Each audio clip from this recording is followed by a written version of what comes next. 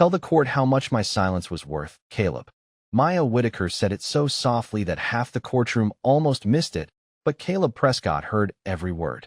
He turned his head, slow and annoyed, like her voice was a fly near his ear instead of the last warning he was ever going to get. Across the aisle, he sat in a charcoal suit that cost more than Maya's first car, one hand resting on the table, the other lightly touching Sabrina Cole's fingers. He looked calm, clean, untouchable, the kind of man who had practiced grief in the mirror and learned exactly how to look misunderstood. Maya sat alone beside her attorney, Angela Brooks, with her purse on her lap and her thumb pressed against the worn brass zipper. Her hands were steady now, but only because she had spent the whole morning teaching them not to shake. Caleb leaned toward his lawyer and whispered something that made Sabrina smirk. That small smile did more damage than any insult. It dragged Maya back to the night she stood in her own driveway with one suitcase, watching the porch light go off like Caleb had flipped a switch on her entire life. But she did not look away. Not today. Not in this room. The judge adjusted her glasses. The clerk shuffled papers. Somewhere behind them, a reporter's pen scratched across a small notebook. Caleb loved that part. He loved witnesses when he thought they belonged to him. He loved rooms where people waited for his version first. For months, he had told everyone Maya was unstable, bitter, desperate for money, unable to accept that the marriage was over. He had said it at dinners, in text threads, to investors, to mutual friends who used to hug Maya at Christmas and now answered her calls with careful distance. He had turned her heartbreak into a story that made him look like the victim, and the worst part was how easily people believed him. A black woman sitting quiet in pain, and a wealthy white man saying, "She's angry." That was all some people needed. Caleb glanced over at her, his blue eyes flat, almost bored. "You should have settled," he murmured, just loud enough for her to hear. Angela's hand moved slightly, a silent reminder. "Do not take the bait." Maya swallowed. Her throat felt tight, but her voice stayed inside her chest, where she needed it. Silence had once been survival. Now it was strategy. Caleb thought the truth was something he could outspend, outtalk, and outwait. He did not fear it because he believed truth needed power to matter, and he believed Maya had none. Then the courtroom door opened behind them. A quiet sound, barely more than a click. But Caleb's shoulders stiffened before he even turned around. Maya saw it. Angela saw it too. In the back row stood Derek Lawson, Caleb's oldest friend, holding a folded subpoena in one hand and a face full of regret. And for the first time that morning, Caleb Prescott stopped smiling. Before Caleb Prescott learned how to sound innocent in court, he had learned how to sound grateful at home. Years earlier, in a one-bedroom apartment on the south side of Atlanta, he used to sit at Maya Whitaker's tiny kitchen table with his laptop open, his tie loosened, and panic sitting all over his face. Back then, there was no charcoal suit, no private attorney, no woman in designer heels touching his hand like he was a prize. There was only Caleb, broke and ambitious, and Maya, coming home from a 10-hour shift at a medical billing office with sore feet and enough patience to keep them both from falling apart. "Read it again," he would say, sliding his pitch deck toward her like a student asking for mercy. "Please, Maya. I cannot walk into that meeting sounding stupid." And Maya would warm leftover chicken, kick off her flats, and sit beside him until midnight fixing his words, cleaning up his numbers, smoothing his nerves. She never called it sacrifice. She called it marriage. When Caleb's first business idea failed, she paid the rent. When his truck needed repairs, she put it on her credit card. When his mother said Maya was too intense and not polished enough for the circles Caleb wanted to enter, Maya still showed up at Thanksgiving with sweet potato pie and a smile tight enough to hurt. She believed love meant standing beside a man while he became who he promised he would be. The sad part was, Caleb became exactly that man, just not for her. The first time he got invited to speak at a finance luncheon downtown, Maya helped him choose the navy suit. She stood behind him in their bedroom mirror, adjusting his collar, proud in a way that made her eyes shine. "They are going to see what I see," she told him. Caleb smiled then, soft and real, or at least she thought it was real. "I could not have done any of this without you," he said. She held on to that sentence for years, even after he stopped saying things like it. Success did not change Caleb all at once. It moved in quietly. A missed dinner here, a new password there, a laugh at some private joke on his phone that disappeared the moment Maya walked into the room. Then came Sabrina Cole, hired as a brand consultant, introduced as just someone from the office, with glossy confidence and a way of looking at Maya like she had already been replaced. Caleb started correcting Maya in public. Small things at first. The way she pronounced a restaurant name. The dress she wore to a client dinner. The fact that she still drove a 7-year-old Honda while everyone else pulled up in leased luxury cars. You have to understand optics, he told her one night, standing in their bathroom, brushing invisible lint from his jacket. People judge what is beside you. Maya looked at him through the mirror. Beside you. He did not answer. He did not have to. By the time he began calling her bitter, she had already spent years making him better.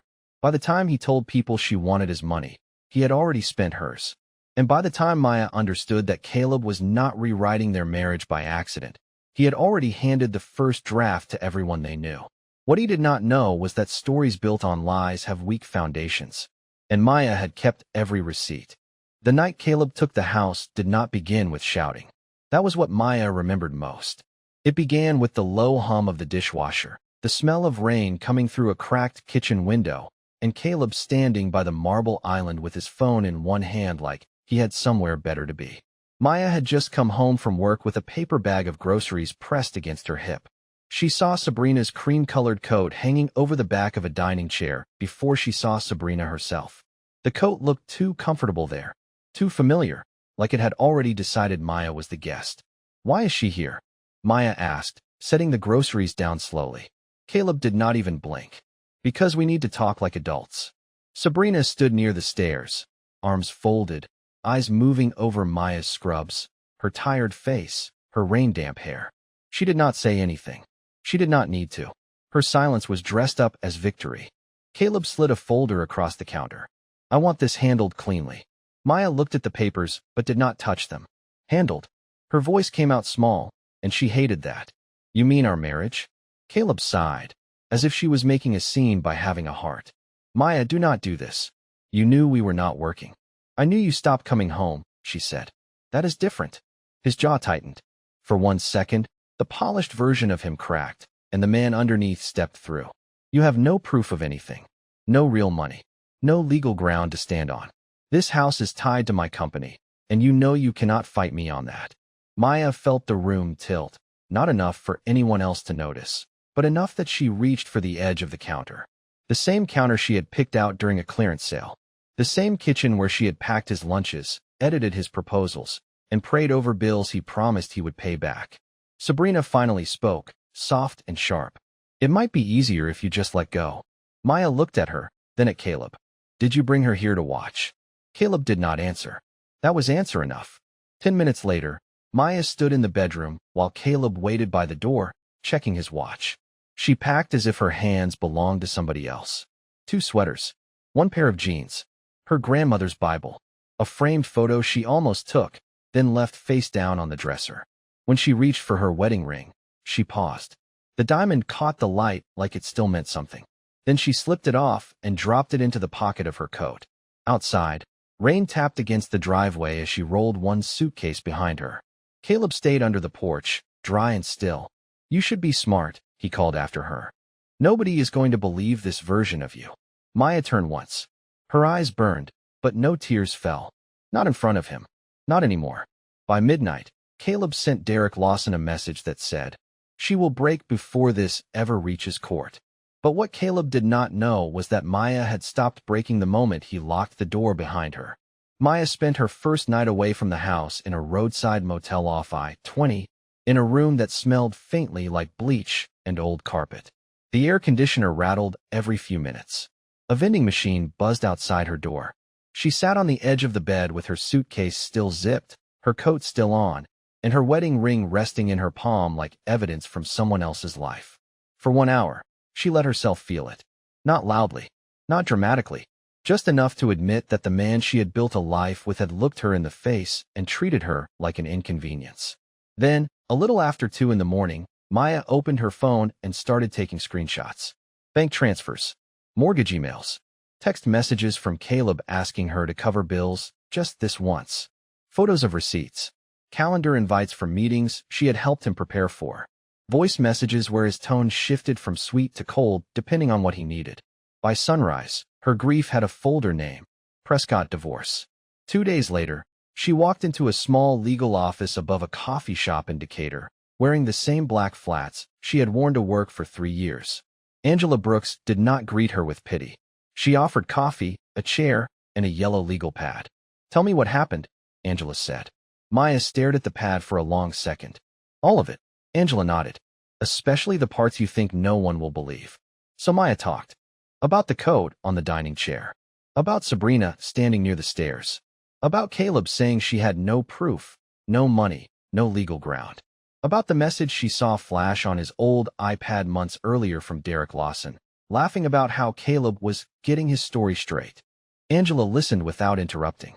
When Maya finished, the room was quiet except for traffic passing below the window. Finally, Angela said, "We are not going to chase him. We are not going to beg him. We are going to build this clean." Maya looked up. "What if he destroys my name before then?" Angela leaned back, calm as stone. "Then we let him talk. People like Caleb always think talking is control. Sometimes it is just a record." That sentence stayed with Maya. Over the next few weeks, she moved into a 600-square-foot apartment with thin walls and a view of the parking lot. She went back to work. She ate microwave dinners at a card table. She cried once in the shower, where no one could hear her, then dried her face and labeled more files. Every insult Caleb sent through attorneys, every twisted claim, every financial document he forgot to include, Maya saved it. She stopped answering mutual friends who only called to fish for weakness. She stopped checking Sabrina's social media. She stopped explaining herself to people committed to misunderstanding her. Silence, for the first time, did not feel like defeat. It felt like a locked drawer. And inside that drawer, piece by piece, Maya was keeping the truth Caleb thought he had thrown out with her suitcase. Caleb did not wait for the court to decide who Maya was. He decided for everyone first.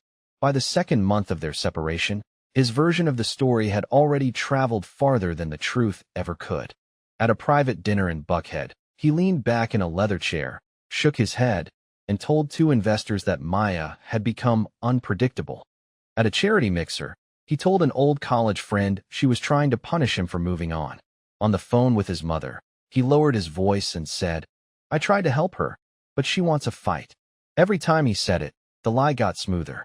Every time someone nodded, Caleb looked more certain that he could bury Maya under other people's doubt. Then came the first settlement conference. Maya arrived early, wearing a navy dress, simple earrings, and the same calm face she had practiced in her bathroom mirror. Angela Brooks sat beside her with a folder so organized it looked harmless. Across the table, Caleb walked in with his lawyer, Sabrina close behind him in a white blazer, carrying a coffee she had no intention of drinking.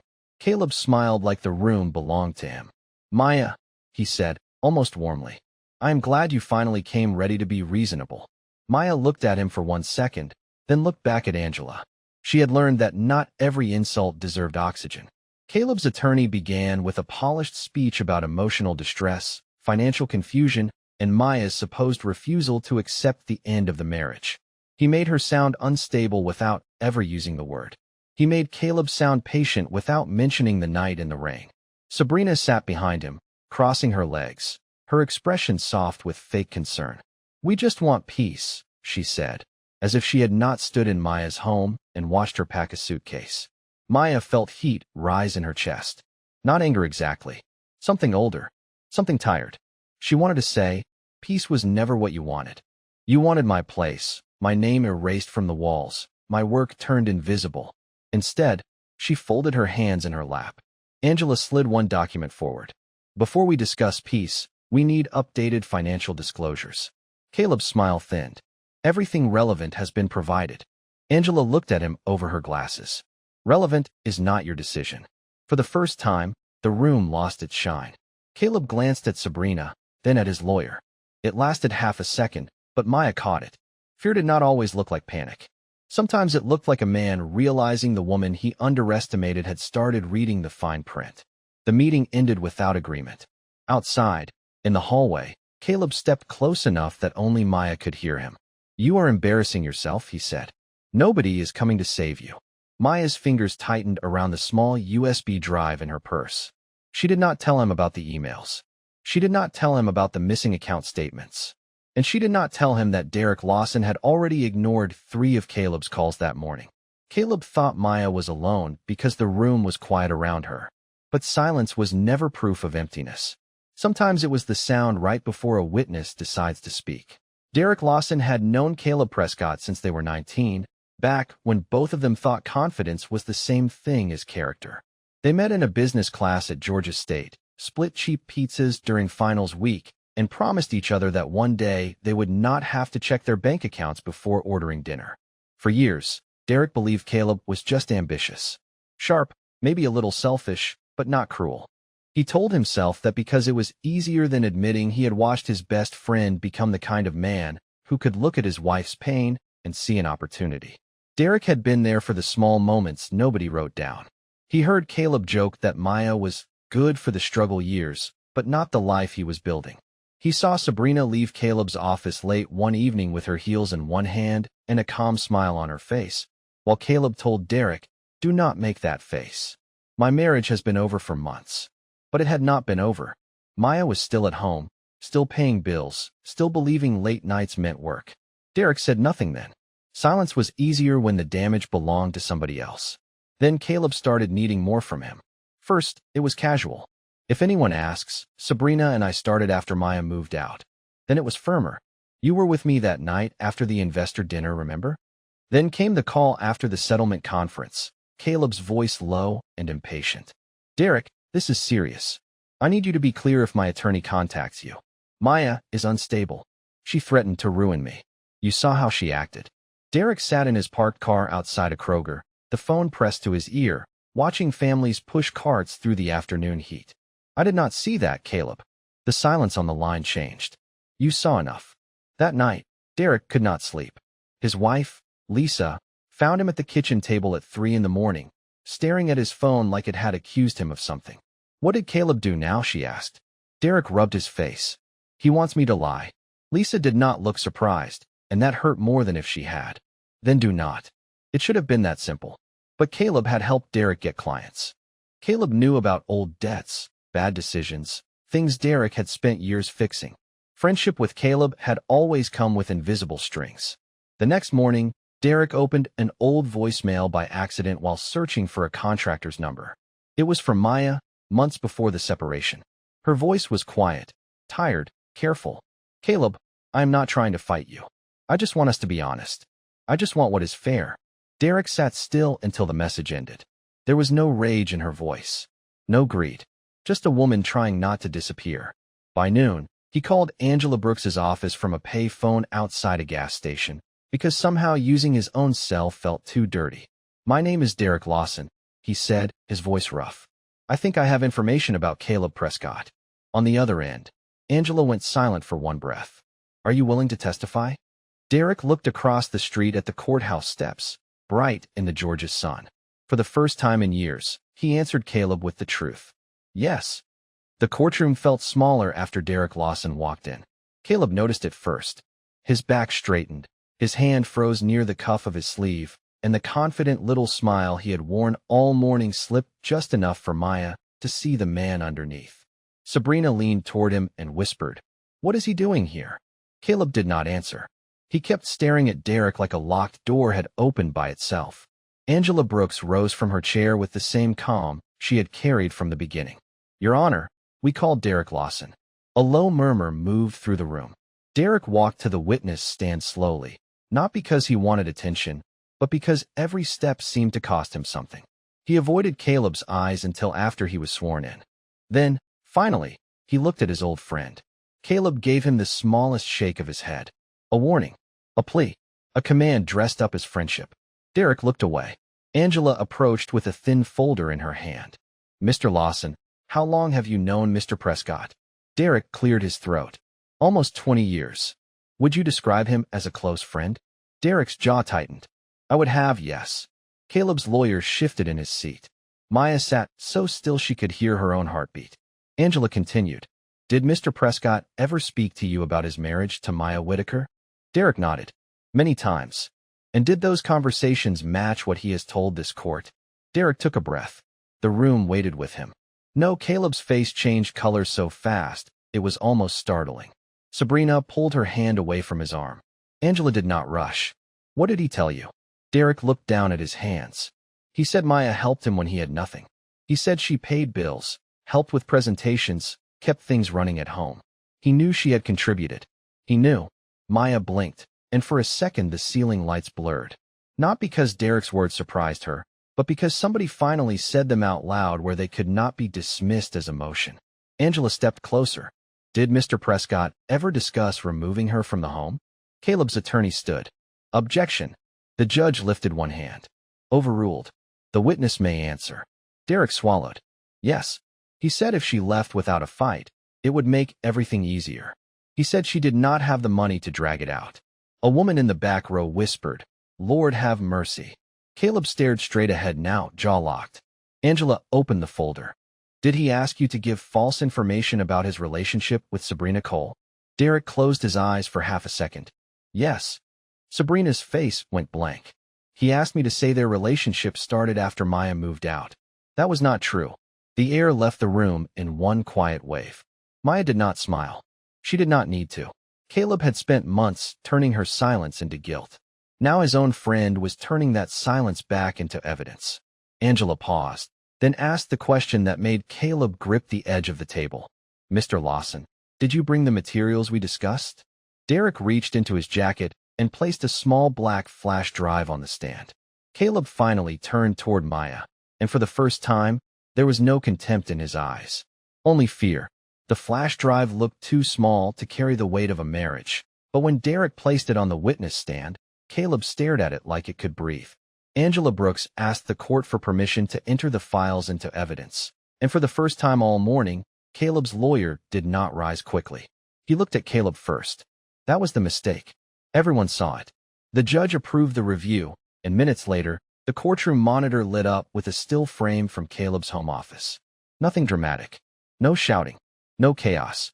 Just Caleb standing near his desk months earlier, sleeves rolled up, speaking into his phone as if the world belonged to him.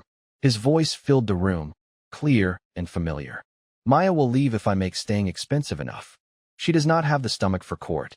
Maya felt Angela's hand rest lightly near her elbow, not touching, just close enough to remind her to breathe. On the screen, Caleb laughed. I already told people she is unstable. By the time she fights back, nobody will know which version to believe. The room went so quiet that the hum of the air vents sounded loud. Sabrina stared at the monitor, her lips parted, her perfect courtroom face gone.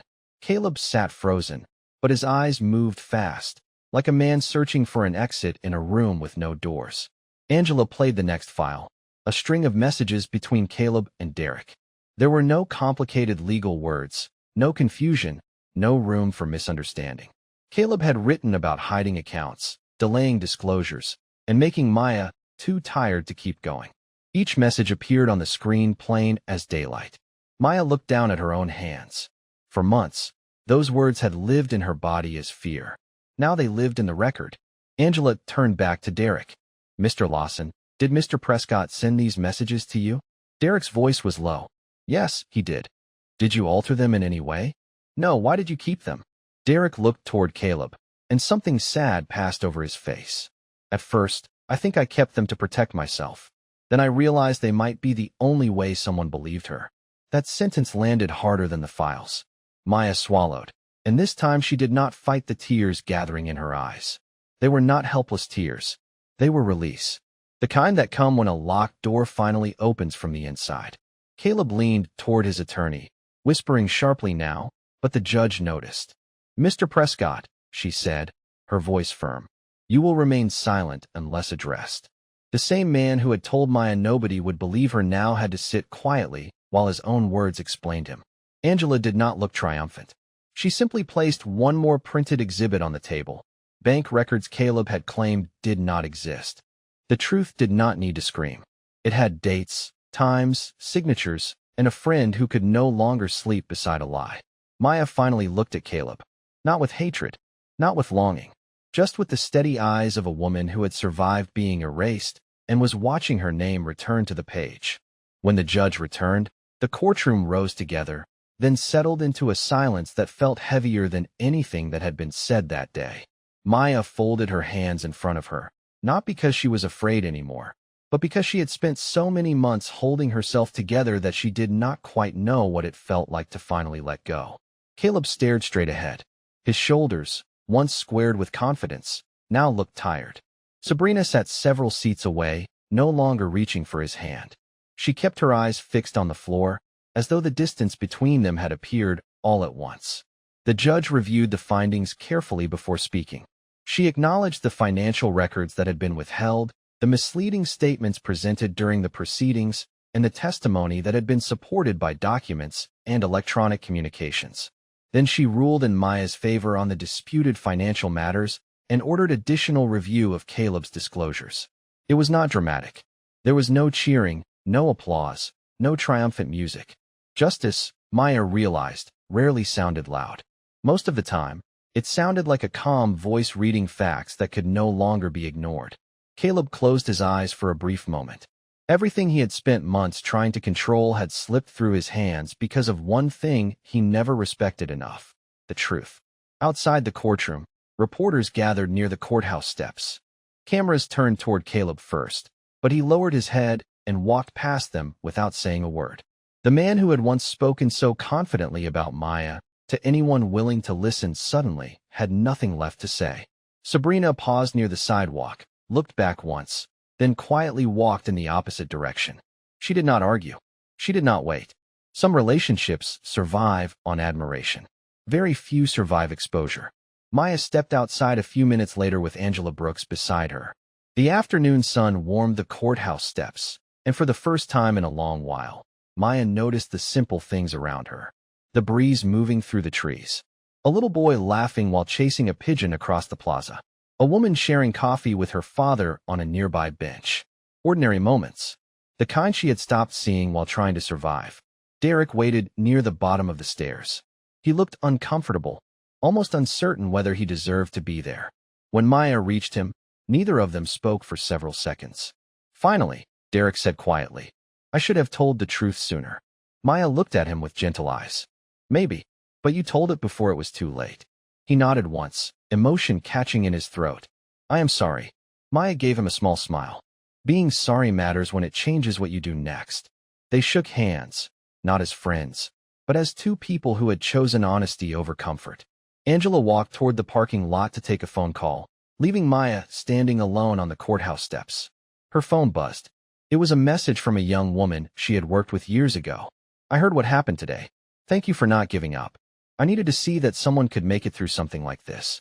Maya read the message twice before slipping the phone back into her purse. That was when she understood the case had never been only about money, property, or legal papers. Somewhere out there, another woman sitting alone at her own kitchen table might hear this story one day and decide not to believe the lie that she was powerless. She might decide to save the emails instead of deleting them. She might call an attorney instead of apologizing for someone else's choices. She might discover that silence is not always surrender. Sometimes it is simply the moment before your voice becomes impossible to ignore. Maya took one last look at the courthouse behind her, then walked toward the future with steady steps. She did not leave carrying revenge. She left carrying something far more valuable: her name, her dignity, and the quiet confidence that no one can erase the truth forever. Because sooner or later, character always speaks louder than reputation. And the people who fear the truth the least are often the ones who have never imagined it standing in front of them.